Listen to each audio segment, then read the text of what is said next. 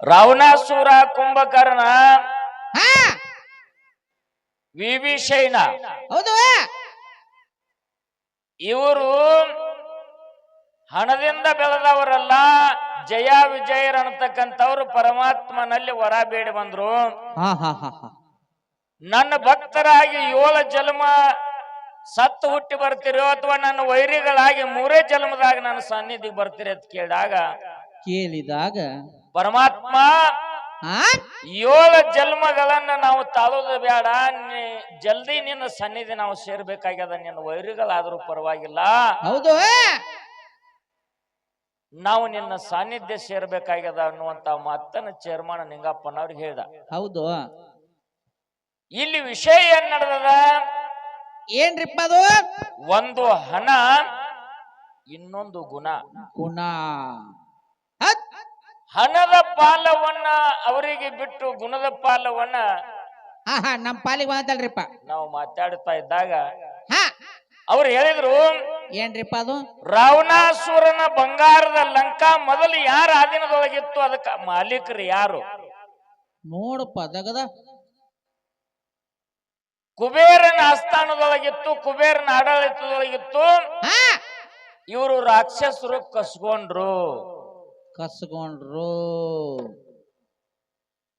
ಇಲ್ಲಿ ಚಿಕ್ಕ ಸಭಾ ಇದ್ರೆ ತಾವೆಲ್ಲ ಚೊಕ್ಕ ಬಂಗಾರ ಇದ್ದೀರಿ. ಹಾ ನಿಮ್ಗೊಂದು ಮಾತು ಹೇಳ್ತೀನಿ, ತಂದೆ ಆಸ್ತಿ ಮಕ್ಕಳಿಗೆ ಆಗ್ಬೇಕು. ಇಂಥವ್ರಿಗೆ ಮೇಯಾಗ ರಗತಿಲ್ದವ್ರಿಗೆ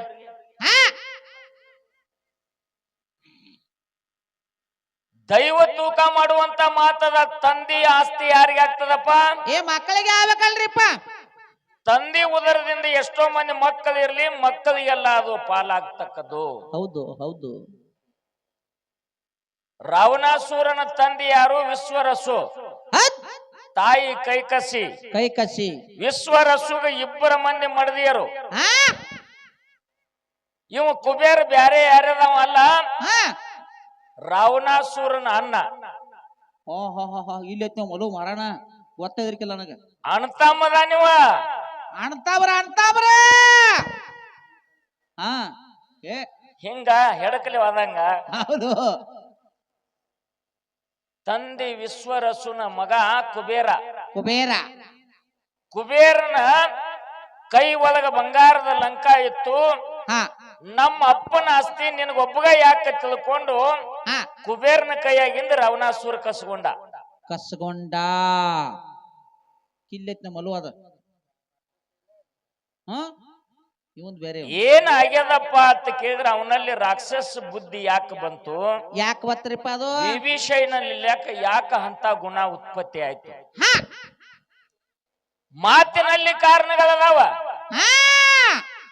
ಏನ್ ಕಾರಣಗಳದಾವ? ಏನ್ರಿಪ್ಪ?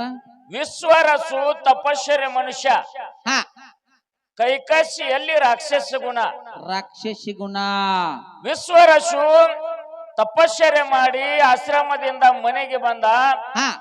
ಬಹು ದಿವಸ ತನ್ನ ಪತಿ ಇಲ್ಲದ ನೋಡಿ ಕಾಮ ವಿಕಾರ ಆಗಿ ವಿಶ್ವರಸುನ ಜೋಡಿ ಸಂಭೋಗ ಎಷ್ಟೋ ದಿವಸ ಮಾಡಿದಳು.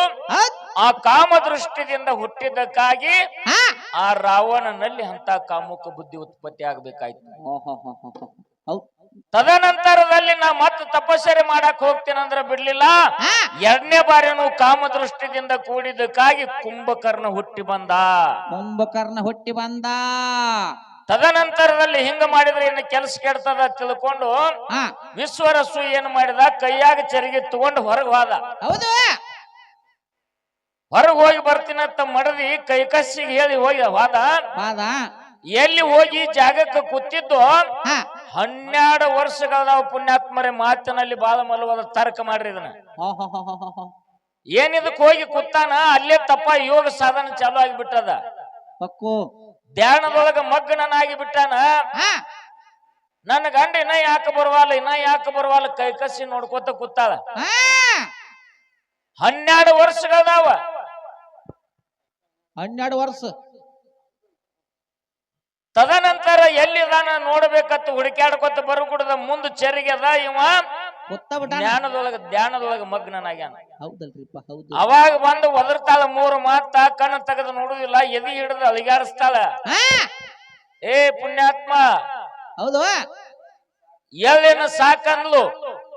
ಹೌದು ಯಾಕ ನಾನು ತಪಾಭಂಗ ಮಾಡಾಕತ್ತಿದಿ ಅಂದ ಟೈಮ್ದೊಳಗ 12 ವರ್ಷ ಆಯ್ತಪ್ಪ ಇವತ್ತಿಗೆ ಕೂತು. ಹೌದು ಕಾಲನ ಏನಾಗತ್ತಿ 12 ವರ್ಷ ಆಯ್ತು ಕೂತು ಸಾಕ್ ಎದ್ದ ಬಾ ಏನಂದ್ಲು. ಹೌದು ವಿಶ್ವರಸು ಎದ್ದ ಬಂದ. ಒಂದು ತಪದ ಪ್ರಭಾವದಿಂದ ಅವನಲ್ಲಿ ಶಾಂತಿ ತತ್ವ ಬಂದಿತ್ತು. ಹೌದು ಹಂಗೆ ಬಂದ ಮಡದಿ ಜೋಡಿ ಭೋಗ ಕೂಡಿದ ಶಾಂತಿಯಿಂದ ಒಳ್ಳೆಯ ಸ್ವಭಾವದ ವಿಭೀಷಣ ಹುಟ್ಟಿ ಬಂದ. ಹೌದು ಕರೆ ಅದ ಮಾತ ಕರೆ ಅದ. ಅವರಲ್ಲಿ ಯಾಕೆ ರಾಕ್ಷಸ ಬುದ್ಧಿ ಇತ್ತು, ಇವನಲ್ಲಿ ಯಾಕೆ ಶಾಂತಿ ಗುಣ ಇತ್ತು ಅಂತಂದ್ರೆ ಇದಕ್ಕೆ ಕಾರಣ. ಹೌದಲ್ರಿಪ್ಪ ಹೌದು. ತಾಯಿ ಮಕ್ಕಳಿಗೆ ನಕ್ಕೋತ ಒಳ್ಳೆ ಸಂಸ್ಕಾರ ಕಲಿಸ್ಕೋತ ಊಟ ಮಾಡಿಸಿದಂದ್ರೆ ಒಳ್ಳೆ ಸಂಸ್ಕಾರ ಬೆಳಿತದ. ಕರೆ ಅದ ಮಾತ. ಬೇಯ್ಕೋತ ಬಡ್ಕೋತ ಮಕ್ಕಳಿಗೆ ಸಂಸ್ಕಾರ ಕಲಿಸ್ಕೋತ ಊಟ ಮಾಡಿಸಿದಂದ್ರೆ ಹೊಡಿ ಬಡಿ ಕಡಿ ಹಿಡಿ ಇಂತ ಬುದ್ಧಿ ಉತ್ಪತ್ತಿ ಆಗ್ತದ. ಎಂತಾದ ಉತ್ಪತ್ತಿ ಆಗ್ತದಲ್ರಿಪ್ಪ. ನಮ್ಮಲ್ಲಿ ಒಳ್ಳೆ ಗುಣ ಬರ್ಬೇಕಾದ್ರೆ ಮೊದಲು ನಮ್ಮ ತಾಯಿ ತಂದೆ ಒಳ್ಳೆ ಗುಣ ಇತ್ತಂದ್ರ ನಮ್ಮಲ್ಲಿ ಒಳ್ಳೆ ಗುಣ ಬರ್ತದ. ಒಳ್ಳೆ ಗುಣ ಬರ್ತದ. ಇದು ರಾವಣಾಸುರನ ಬಂಗಾರದ ಲಂಕ ಯಾರ ಅಧೀನದಾಗಿತ್ತ ಹೇಳಿದ್ರೆ ಕುಬೇರ. ಕುಬೇರ ಇವ ಯಾರು ಬ್ಯಾರೆ ಅಲ್ಲ, ರಾವಣಾಸುರನ ಅಣತಮ್ಮ. ಅಣತಮ್ಮರ ಪಾಲ್ ಅಣತಮ್ಮರಿಗೆ ಬಂದದ, ಬ್ಯಾರೆದವ್ರದ್ದು ಯಾರ್ದು ಕಸ್ಕೊಂಡಿಲ್ಲ. ರಾವಣಾಸುರ ಕುಂಭಕರ್ಣ ಇವರ ರಾಕ್ಷಸರಲ್ಲ, ಜಾತಿಯಿಂದ ಬ್ರಾಹ್ಮಣರು. ಹೌದು ಅಲ್ಲದ ಕೆಲಸ ಮಾಡಿದಕ್ಕಾಗಿ ರಾಕ್ಷಸ ಬುದ್ಧಿ ಅವರಲ್ಲಿ ಹುಟ್ಟ್ಯದ ಹೊರತಾಗಿ ಜಾತಿಯಿಂದ ಅವರ ರಾಕ್ಷಸರಲ್ಲ. ಹೌದು ಅನ್ನುವಂತ ಮಾತನ್ನ ಹೇಳುತ್ತಾ ಮುಗಿತನ್ರಿ. ತಂಬಾಕು ಸುಣ್ಣ ಮಿದ್ದುದು ಏನ್ ಮಾಡುದು, ನಾವು ತಂಡಿನ ಹತ್ತೈತಿ ಆಳ್ತಿ.